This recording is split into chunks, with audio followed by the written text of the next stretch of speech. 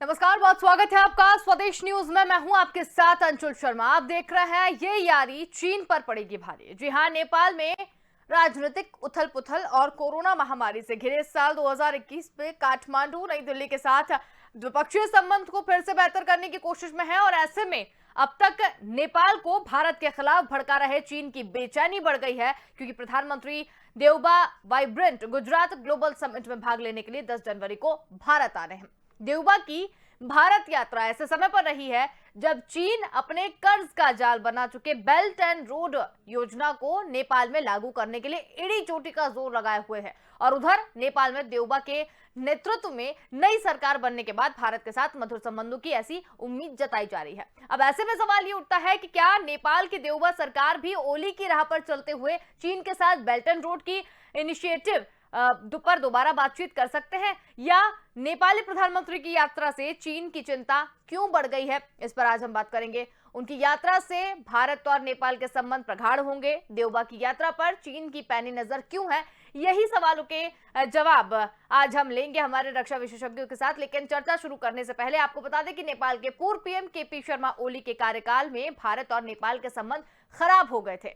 PM रहते हुए KP Sharma Oli ने लगातार भड़काने वाले बयान दिए। उन्होंने कहा था कि योग की उत्पत्ति नेपाल में हुई थी, न कि भारत में। इसके बाद उन्होंने कहा कि भगवान राम का जन्म नेपाल के चितवन जिले में हुआ और भारत के उन्होंने ये भी कहा कि उनके क्षेत्र में हुआ है, भारत के क्षेत्र में नहीं हुआ है। नेपाल के लिपुलेख, काला पानी और लिपियानधुरा को भारत का हिस्सा उन्होंने बताया और इसका भारी विरोध भी यहाँ पर हुआ था। काठमांडू ने इस क्षेत्र पर भारत के दावों को मानने से साफ इनकार कर दिया था, लेकिन शेर बहादुर देउबा के पीएम बनने के बाद देउबा ने पीएम नरेंद्र मोदी को कॉल किया और इतिहास, संस्कृति, परंपरा, धर्म के सदियों पुराने संबंध पर स्थापित द्विपक्षीय संबंधों को और मजबूत करने की बात कही थी। इसके बाद भारत ने कोरोना काल में नेपाल को 10 लाख से अधिक कोरोना के टीके गिफ्ट किए थे और कोरोना के अलावा भारत ने 2015 में आए विनाशकारी भूकंप के दौरान क्षतिग्रस्त हुए शैक्षणिक संस्थानों के पुनर्निर्माण के प्रति अपनी प्रतिबद्धता के तौर पर 19.66 करोड़ रुपए का अनुदान भी दिया था और इसके साथ ही भारत के शैक्षणिक क्षेत्र के पुनर्निर्माण प्रोजेक्ट के लिए नेपाल को 51.37 करोड़ की सहायता भी दी है। तो ये यारी चीन पर भारी, इसी पर आज हम बातचीत करेंगे और इनकी बेचैनी चीन की क्यों बढ़ रही है, चीन आखिर अब क्या अपनी जाल फंसाएगा, इसी पर हम बातचीत करेंगे। इसके साथ ही हमारे साथ चर्चा के लिए मेहमान जुड़े शुरू हो गए, जिसमें विंग कमांडर प्रफुल्ल बख्शी जी हमारे साथ आज जुड़े हैं और विदेश मामलों के जानकार सौरभ दुबे जी हमारे साथ यहाँ पर जुड़े हैं। आप दोनों का ही बहुत स्वागत है। तो विंग कमांडर सर, सबसे पहले तो आपसे हम सवाल ये जानना चाहेंगे कि जिस तरीके से अभी नेपाल और भारत के संबंध खराब हुए थे, तो चीन कहीं ना कहीं अपना जाल नेपाल पे भी फेंकने की कोशिश कर रहा था, लेकिन अब जो है संबंध सुधरने की बात आ रही है, तो इस पर चीन की बेचैनी आखिर क्यों बढ़ती जा रही है? Thank you Anshul. जैसे कि हमने पहले भी आपके चैनल पे बोला है, चीन ने अपना प्रभुत्व बढ़ा रहा है चारों तरफ। भारत के जितने देश चारों तरफ हैं, जिसको कि लोगों ने एक उसकी भी संज्ञा दी है स्ट्रिंग ऑफ द पर्ल्स, जो स्ट्रिंग ऑफ पर्ल्स को टाइट कर रहा है भारत के चारों तरफ, वो अपनी वहां पे नीति फैला है, अपना इंटरेस्ट फैला रहा है, मिलिट्री इंटरेस्ट फैला रहा है, इकोनॉमिक इंटरेस्ट। भूटान, बांग्लादेश, श्रीलंका, पाकिस्तान और मलेशिया, ये कंट्रीज इस समय नेपाल, चाइना के जिसको कहते हैं आदि इन्फ्लुएंस के अंदर आ रहे हैं। Build belt and road initiative जो चलाया है उसके तहत इतना ज्यादा उनके ऊपर कब्जा कर रहा है, उनकी जमीनें जो है, उनके एरिया है, अब वो जैसे कि ईस्ट इंडिया कंपनी को गिरवी रखी गई थी, इस तरीके से भूमि का सवाल पैदा हो रहा है। तो पाकिस्तान का आपने हाल देख लिया और अफगानिस्तान में किस तरीके से चीन घुस गया है। तो मतलब ये है, पर नेपाल एक बहुत बड़ा देश है, यहाँ बहुत इन्फ्लुएंशियल देश है और बाकी कंट्रीज नेपाल में भी इंटरेस्टेड हैं। नेपाल का हमारा जो आप लोग मीडिया में कहते हैं रोटी बेटी का रिश्ता, सांस्कृतिक रिश्ता, धार्मिक रिश्ता, सारे रिश्ते हैं। पर एक समय था नेपाल और भारत में कोई अंतर नहीं था, ये बाद में ही अंतर शुरू हुआ। हाँ, चाइना के इन्फ्लुएंस में जो आप देख रहे हैं केपीएस ओली किस तरीके से कोशिश करी, पर जो अब साहब हैं वो समझ गए हैं कि interest of Nepal lies with India, और नेपाल आर्मी रिटायर्ड पर्सनल हैं, वो इतने सारे हैं, वो उनका बहुत बड़ा वोटिंग अधिकार है और रूरल एरिया में उनका बहुत बड़ा इन्फ्लुएंस है। वो नहीं चाहते कि चाइना के इन्फ्लुएंस में है। उनके सारे बटालियन सगे संबंधी सारे हिंदुस्तान में हैं। और मैं आपको बता दूं, भारत में जितने नेपाली हैं वो कहीं नहीं है। तो इस समय जो है कल्चरली, इकोनॉमिकली सारा का सारा जो है नेपाल भारत के ऊपर डिपेंड करता है। हाँ, हमारी फॉरेन पॉलिसी शुरू में वीक थी। हमने अपना जो जितना फैलाव कर रहे थे नेपाल में, कई नेपाल गवर्नमेंट को पसंद नहीं आया। हालांकि हमने त्रिभुवन राष्ट्रपति बनाया, महाराजा त्रिभुवन को गद्दी पे बैठाया, उसके बाद में हमारी आर्मी गई, इंडियन मिलिट्री बनाए हमने वहां पर जो चाइना का इन्फ्लुएंस था 1959 से स्टार्ट हो गया था और चाइना को पता था कि जिस तरीके से वो तिब्बत में घुसा है, इंडिया उसे नेपाल में घुसने नहीं देगा। और यही प्रॉब्लम है, चाइना को सता रही है, घुस पा है किसी न नेपाल घुस पा है, और दोनों की जगह उसको जरूरत है क्योंकि वार्म वाटर जो उसके पास पोर्ट्स, जो एक्सेसिबिलिटी टू सी पोर्ट्स उसके पास में है, और दूसरी तरीके से वो बाय रोड जो ज्यादा यूज कर सकता है, कारकोरम हाईवे इन पाकिस्तान, अरेबियन सी, अगर वो चाइना के साथ संबंध बना के तो तरीकों से, इकोनॉमिक तरीकों से, मिलिट्री थ्रेट से, हर जगह से दाव में डालने की कोशिश कर रहा है। और इस समय भारत की फॉरेन पॉलिसी तेज हो गई है और उसको करने नहीं दे रही। बिल्कुल विंग कमांडर सर, बहुत अच्छी जानकारी आपने यहाँ पर दी। हमारे साथ है सौरभ दुबे जी भी जुड़े हुए हैं। सौरभ जी, आपसे जानना चाहेंगे, भारत और नेपाल करीब आ रहे हैं। सबसे पहले तो आपसे ये जानना चाहेंगे कि पहले भारत और नेपाल के संबंध बहुत अच्छे हुआ करते थे, बीच में खराब हो गए। किन कारणों के चलते भारत और नेपाल के संबंध खराब हुए हैं और अब वापस से जो संबंध सुधारने की बात यहाँ पर की जा रही है, किस तर्ज पर की जा रही है? तो नेपाल के संबंधों के बारे में मैं बात करूं तो सबसे पहले मैं भारतीय और नेपाली जो आम लोग हैं उनके संबंधों के बारे में बात करूंगा, क्योंकि भारतीय आम नागरिकों के संबंध नेपाल के आम नागरिकों से बेहद ही मधुर रहे हैं। उनमें कभी भी कहीं कोई मतभेद नहीं रहे जी। नेपाल के लोग भारत आते हैं, व्यापार करते हैं, भारत के लोग नेपाल जाते हैं, व्यापार करते हैं।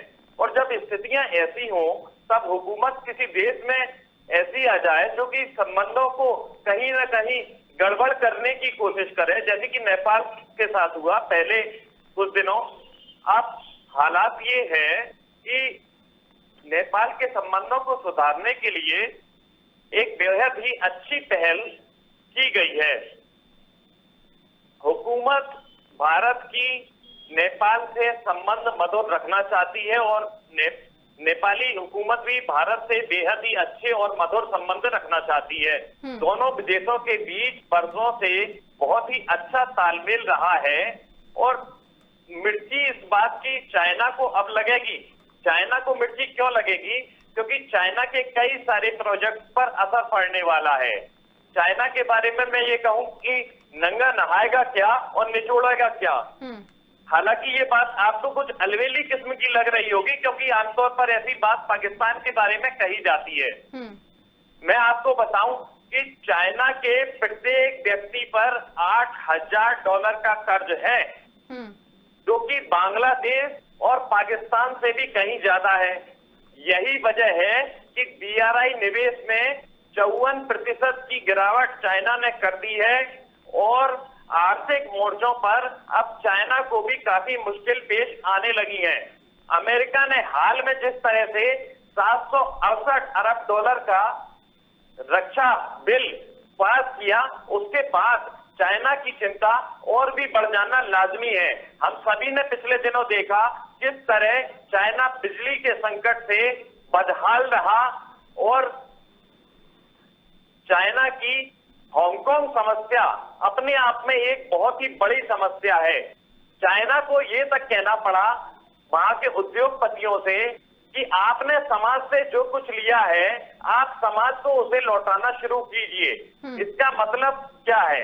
इसका मतलब साफ है कि समाज का जो अधिकांश वर्ग है वो अभी भी मुखलिसी की मार झेल रहा है और चाइना उन्हें आंकड़ों में उलझाता है चाइना कभी ये नहीं बताता कि उनके यहाँ गरीबी की हालात क्या है। अगर प्रतिशत की बात करें तो जो यूएन का गरीबी का जो सूचकांक है या यूएन के जो मानक हैं, चाइना उससे भी ऊपर अपने मानक रखता है, लेकिन मानक की असलियत दुनिया के सामने कभी पेश नहीं करता। और आपने देखा होगा कि वो चाइना पाकिस्तान में अपने नागरिकों की रक्षा नहीं कर पाया, वो चाइना जो श्रीलंका में अपने प्रोजेक्ट को पूरा नहीं कर पाया, भारत के दबाव के आगे उसे झुकना पड़ा, उस चाइना को अब एक बहुत ही करारा झटका भारत ने दिया है। अंशुल, बिल्कुल, बहुत ही अच्छी जानकारी आपने भी यहाँ पर दी है। विंग कमांडर सर, आपसे जानना चाहेंगे क्योंकि कई बार चीन के मुद्दे पर आप और हम चर्चा कर चुके हैं, अब नेपाल के संबंध में हम यहाँ पर बात कर रहे हैं। बताया गया कि नेपाल और भारत के संबंध पहले अच्छे थे, चीन ने खटास डालनी शुरू की, संबंध खराब भी हुए, किन तर्ज पर अब वापस से संबंध सुधारने की बात की जा रही है? देखिए, सबसे ज्यादा वापस संबंध सुधारने की बात होगी कि जितनी ज्यादा आप रूरल डेवलपमेंट प्रोग्राम्स जो बॉर्डर से मिलते हैं उनको उसकी नेपाल में मदद करेंगे, तो उनका जो मेजर तबके जो लोग हैं जो रूरल एरियाज में रहते हैं, एक्स सर्विस मैन हैं, जो ज्यादा इन्फ्लुएंस रखते हैं, वो सबसे ज्यादा इस बात से प्रभावित होंगे। और भारत इन प्रोजेक्ट को चला रहा है, इंडस्ट्रियल डेवलपमेंट की बात कर रहा है, लोन्स दे रहा है। चाइना, हालांकि चाइना के पास पैसा बहुत अधिक है, लोन दे सकता है, पर वो जो रिलेशनशिप है इंडिया और नेपाल की, और नेपाल में फौज का तबका बहुत हाई है, तो जो फौजी बोलते हैं वो नेपाल की गवर्नमेंट मानती है, ये फर्क है। और वो सारा का सारे हैं, वो किसी भी तरीके से चाइना के अंडर नहीं काम करना चाहते। हालांकि नॉर्थ नेपाल में और बॉर्डर एरियाज में कई ट्राइब्स हैं जो चाइना के साथ सहानुभूति रखती हैं, बट चाइना जो है इस समय हमारी जो फॉरेन पॉलिसी में, हमारी जो पुरानी फॉरेन पॉलिसी में नेपाल काफी हमसे नाराज हो गया था। कई जगह पे हमने उन पे मदद ठीक करी और मदेशी प्रॉब्लम को हमने, अगर वो ठीक से हैंडल किया होता तो ये प्रॉब्लम नहीं खड़ी होती। हमने शायद टेकन फॉर ग्रांटेड कर दिया था नेपाल को, ये हमारी गलती थी। और हमारी फॉरेन पॉलिसी में नेपाल को ठीक से स्थान नहीं दिया जा रहा था। पर अब जो है एजुकेशन में, इरिगेशन प्लांट्स और rural area development programmes, military development programmes, ये सारे के सारे अब बहुत तेज गति से स्टार्ट कर दिए गए हैं। और नेपाली स्टूडेंट्स को और ऊंची जगह देना, उनके लोगों की नौकरी के लिए उनको और सहूलियतें देना, ये सारा का सारा हम उनको प्रभावित करेगा।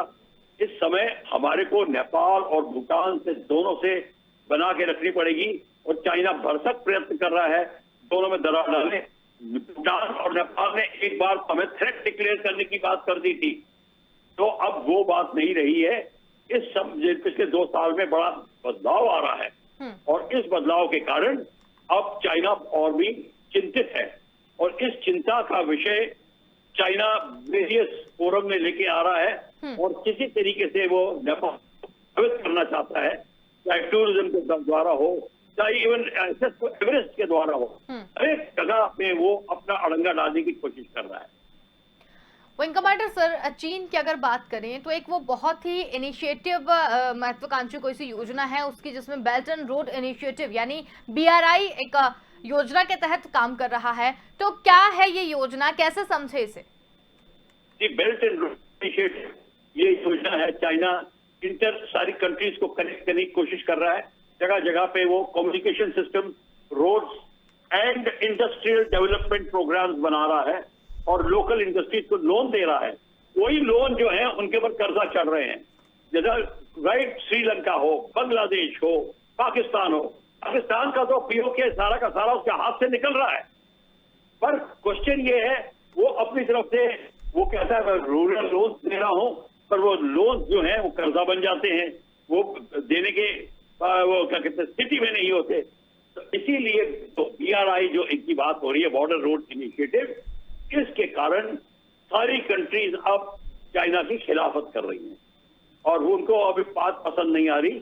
चाइना को भी पता चल गया है और यहाँ तक कि चाइना के पास और चाइना आप में बहुत कर्जे में पड़ रहा है और उसके उस कर्जे के कारण उसके अगर VR इनिशिएटिव फेल हो जाता है तो फिर चाइना को बहुत ही चिंताजनक स्थिति का सामना करना पड़ेगा। As it is military confrontation India के साथ किसी भी समय हो सकती है और साउथ चाइना सी में जो प्रॉब्लम खड़ी हो गई है उसका वो कल्पना नहीं कर सकता। अब वहां पे क्वाड मिलिटराइजेशन हो रही है और एटॉमिक न्यूक्लियर सबमरीन की डील हो गई है अमेरिका और इसके अंदर ऑस्ट्रेलिया के बीच में। तो इस सारी चीज को लेकर चाइना बहुत चिंतित है। वो रशिया को अप्रोच कर रहा है पर रशिया न्यूट्रल है इस गेम में। तो चाहे कोर्ट का अरेंजमेंट हो चाहे नलन कोर्ट का अरेंजमेंट हो, ये सारी की सारी उसका चिंता का विषय है, खासकर इंडिया को लेकर। और इंडिया लीडरशिप ले रहा है साउथ चाइना सी में, क्वाड में और विद नेपाल एंड भूटान। तो हर जगह अब उसको इंडिया का प्रतिद्वंदी बनना पड़ रहा है। बिल्कुल, बहुत ही अच्छी आपने भी जानकारी दी। सौरभ सर, BRI की आड़ में गरीब देशों को भारी कर्ज दे रहा है चीन और इसी कर्ज के जाल में नेपाल को भी कहीं ना कहीं फंसाने की कोशिश चीन लगातार कर रहा था। अब इसमें हालांकि उसका यह हथकंडा काम तो नहीं आया है। नेपाल कहीं ना कहीं फिर से भारत के साथ में संबंध सुधारने की बात कर रहा है और आने वाले आगामी दिनों में वहां के जो प्रधानमंत्री है वो आएंगे और द्विपक्षीय वार्ता जो है भारत और नेपाल के बीच में होगी। लेकिन कर्ज देने वाली जो बात अभी यहाँ पर निकलकर सामने आई है, पाकिस्तान को भी उसने इसी तरीके से अपने जाल में फंसाया था और इस योजना के तहत वो एक अंडरग्राउंड चीजें करने की कोशिश कर रहा है और कम्युनिकेशन स्थापित करने की कोशिश कर रहा है, जैसा कि विंग कमांडर ने बताया। तो क्या लगता है आपको, कर्ज देकर जाल में फंसाना ये तो उसका पुराना काम हो गया है? अंशुल, आपने बहुत ही सही बात की कि कर्ज देकर जाल में फंसाना चाइना का पुराना काम है। अब भारत के पड़ोस में दो ऐसे मैं कहूं कि सांपनाथ और नागनाथ, ये दो लोग भारत के पड़ोस में हैं। बाकी पड़ोसियों से भारत के बहुत ही अच्छे और घनिष्ठ संबंध हैं। अब मैं चाइना की बात करूं, चाइना के अड़ोस पड़ोस में काफी सारे देश हैं और मुझे आप कोई एक ऐसा देश बता दीजिए जिससे बहुत ही आंतरिक अच्छे संबंध, घनिष्ठ संबंध चाइना के हों। नेपाल से भी सीमा विवाद चाइना का रहा है, भारत से भी सीमा विवाद चाइना का रहा है और भी ताइवान से भी चाइना के विवाद है। तो चाइना एक ऐसा देश है जिसके किसी भी देश से मधुर संबंध नहीं और अकेला चना भाड़ नहीं फोड़ सकता।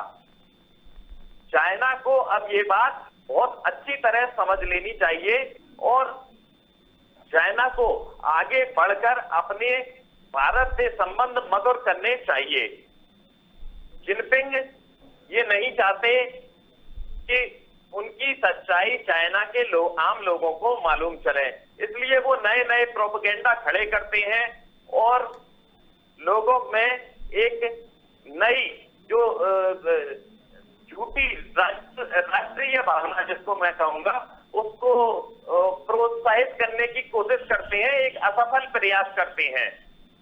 जबकि अब UAE जैसे देश इतने खुले तौर पर सामने आ रहे हैं, वहां मानव अधिकारों का जिस तरह से उपयोग हो रहा है UAE जैसे देशों में, आप देखिए सेंसरशिप हटाई जा रही है। वहीं चाइना अभी भी पुरानी जालबाजी और पैतरेबाजी में उलझा है। आम लोगों को अभी तक स्वतंत्रता देने के लिए चाइना आगे नहीं बढ़ पाया। फैक्ट्रियों में वहां लोगों का शोषण हो रहा है। आपको मैं बताऊं कि एक निश्चित समय अवधि तक वहां वॉशरूम तक फैक्ट्री में काम करने वाले मजदूर को जाने की इजाजत नहीं है। तो चाइना को सबसे पहले आंतरिक स्तर पर अपने सिस्टम में सुधार करने की जरूरत है और उसके बाद दूसरे देशों की तरफ देखने की जरूरत है। अंशुल, बिल्कुल बिल्कुल। विंग कमांडर सर, चीन BRI की आड़ में गरीब देशों को आर्थिक गुलाम बना रहा है, ये बात तो निकलकर सामने आई है। भारत के 5 पड़ोसी देश ऐसे हैं जो चीन की BRI योजना का हिस्सा है। किस तरीके का खतरा उत्पन्न हो सकता है इन सब चीजों से? क्योंकि युद्ध अपनी अलग चीज है, लड़ाई अपने सामने आ सकती है, लेकिन इस तरीके से तोड़ना कैसे देखें इसे? देखिए, चाइना की जो है पॉलिसी है डोमिनेट कंट्रोल पॉलिसी। पहले आप डोमिनेट करिए कर्जा देके, फिर उनके सारे अंदर के हालात को कंट्रोल करिए। बिल्कुल। जब 5 की कंट्री, जब नेपाल, भूटान, बांग्लादेश, म्यांमार, श्रीलंका, पाकिस्तान, ये सब कंट्रीज उसके गिरफ्त में आ गए हैं। चाइना अपनी सबमरीन बेसिस बना रहा है। चाइना ने सबमरीन चाइना ने बांग्लादेश को देनी शुरू कर दी है, वहां पर हार्बर बना रहा है। चाइना ने श्रीलंका में हार्बर बना दिया है, मालदीव में कर रहा है, और पाकिस्तान में तो पोर्ट बना ही दिया है। काराकोरम हाईवे अल्बा आटा से लेके right up to Balochistan 24/7 road है। जहां आप चाइना को पोर्ट्स भी बंद कर दीजिए, रोड से भी अपने जरूरी सामान ले जा सकता है।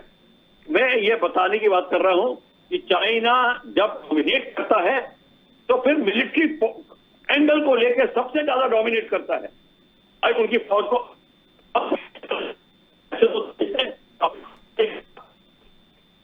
हावी हो जाएगा। ये चाइना का खेल है। आप देख लीजिए, म्यांमार को चाइनीज एयरक्राफ्ट मिले हुए हैं, श्रीलंका, बांग्लादेश, पाकिस्तान, हर जगह मिग 21 वही जो हम जिसको देख के भारत के लोग आप सोचते हैं कि वो खराब जहाज है, वह चाइना ने उसको नया बना के उनको दे रहा है F7। तो ये चाइना की टेक्नोलॉजी को फैलाओ, मॉनिटरी फैलाओ, तो और उसके बाद में पॉलिटिकल कंट्रोल, ये उसकी नीति है। और चाइना करेगा तो हमारी फॉरेन पॉलिसी में बहुत असर पड़ेगा।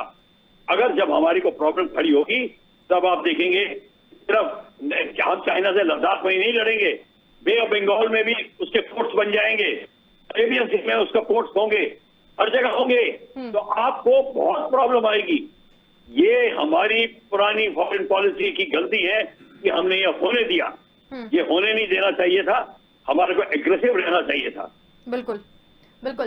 विंग कमांडर सर, एक अंतिम सवाल आपसे कि जिस तरीके से ऑस्ट्रेलिया भी इसकी BRI जो योजना रही है उससे किनारा कर लिया है, अमेरिका और भारत की नाराजगी के चलते कहीं ना कहीं नेपाल जो है वो भी आनाकानी करता हुआ नजर आ रहा है और उस पर हस्ताक्षर वो नहीं कर रहा है। हालांकि उनके ऊपर चीन और नेपाल के बीच में, दोनों के बीच में बातचीत यहाँ पर हुई थी, लेकिन फिर भी इन सब चीजों को देखते हुए भारत के ऊपर जो खतरा यहाँ पर मंडरा रहा है, किस तरीके से भारत का बचाव यहाँ पर किया जा सकता है?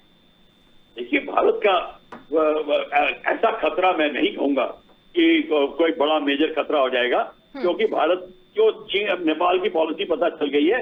अब नेपाल भारत चीन का जो है अपोज करेगा, वो ऐसे ओली की तरह नहीं है दरवाजे खोल देगा। हमको उनकी टेक्नोलॉजी देनी होगी और एग्रेसिव होना होगा। Lipu lake, Lipu try area में जो हमारे उनके साथ डिफरेंसेस हैं उनको जल्द से जल्द दूर करने होंगे। और जो लोकल डेवलपमेंट प्रोग्राम्स हैं विलेजेस में, हमारे बॉर्डर पे हैं, हमको एक्सटेंड करना चाहिए वही प्रोग्राम नेपाल बॉर्डर में, उनको भी, कि हमारे technology experts, irrigation experts, agriculture experts आपके पास भी जाएंगे, आपको भी मदद करेंगे, कोई चिंता की जरूरत नहीं है। जब आवाम को आप खुश रखेंगे, आप देखेंगे कि आपके बॉर्डर कनाडा, अमेरिका की तरह बन जाएंगे। बिल्कुल, बहुत ही अच्छी जानकारी आप दोनों ने ही यहाँ पर दी। आप दोनों समय निकालकर हमारे साथ यहाँ पर जुड़े और इस पूरी चर्चा में शामिल हुए, आप दोनों का ही बहुत धन्यवाद। तो आज हम यहाँ पर बातचीत कर रहे थे, चीन की बेचैनी आखिर क्यों है, ये यारी चीन पर क्यों भारी पड़ती हुई दिखाई दे रही है, इसी पर हमने बातचीत यहाँ पर की। आपको बता दें कि नेपाल को कर्ज के जाल में चीन फंसाना चाहता था। बेल्ट एंड रोड इनिशिएटिव यानी BRI की चीन की महत्वाकांक्षी योजना के तहत एशिया को अफ्रीका, यूरोप से जमीनी समुद्री मार्गों से चीन लगातार जोड़ने की कोशिश में था और BRI की आड़ में गरीब देशों को भारी कर्ज चीन जो है वो देता हुआ नजर आ रहा है। और इसी कड़ी में उसने नेपाल को भी फंसाने की यहाँ पर कोशिश की। नेपाल हालांकि कुछ दिनों तक बातों में भी आया, लेकिन अब जिस तरीके से चीजें निकलकर सामने आ रही हैं उसके बाद भारत के साथ में नेपाल की जो संबंध है वो फिर से अच्छे शुरू हो गए हैं। और अब कुछ दिन बाद उनके प्रधानमंत्री भी यहाँ पर आएंगे, द्विपक्षीय वार्ता भी यहाँ पर होगी। लेकिन बड़ा सवाल यहाँ पर यह है कि जिस तरीके से चीन पूरे विश्व में अपने आप को सर्वश्रेष्ठ घोषित करने की कोशिश कर रहा है, वो कितना कामयाब होगा, कितना नहीं होगा, ये फिलहाल आने वाला वक्त बताएगा। लेकिन भारत जो है वो उसकी सारी चालबाजियों से मुखातिब हो चुका है, सारी चालबाजियां वो समझ चुका है और अब भारत जो है वो बिल्कुल कोताही नहीं बरतेगा और चीन जैसे देश को मुंह तोड़ जवाब देने के लिए भारत ने पूरी कमर अपनी कस ली है। फिलहाल कल इतना ही, देखते रहिए स्वदेश न्यूज, क्योंकि सबसे पहले देश।